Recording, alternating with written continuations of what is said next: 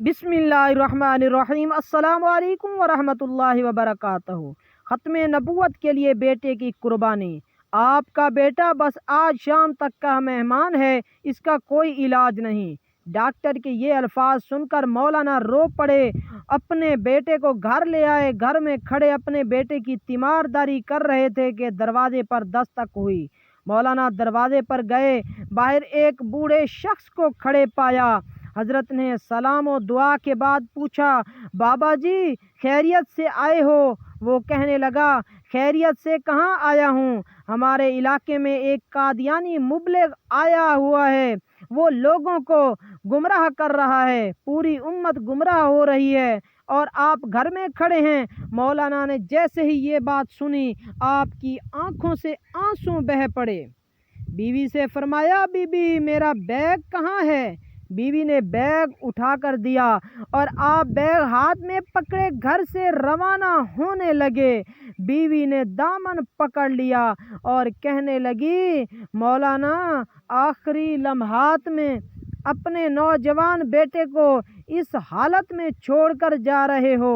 مولانا نے آسمان کی طرف نظریں اٹھائیں اور رو کر روانہ ہونے لگے تو جاں بلب بیٹے نے کہا، ابا جان میں آج کا مہمان ہوں، چند لمحے تو انتظار کر لیجئے، میری روح نکل رہی ہے، مجھے اس حال میں چھوڑ کر جا رہے ہو۔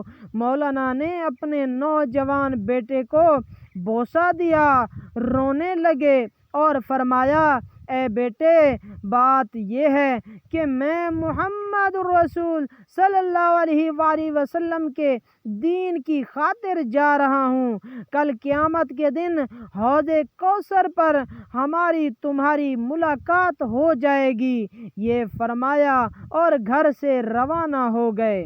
اڈے پر پہنچے، ابھی بس میں بیٹھے ہی تھے کہ چند لوگ دوڑے آئے اور کہنے لگے کہ مولانا آپ کا بیٹا فوت ہو چکا ہے، اس کا جنازہ پڑھاتے جائیے۔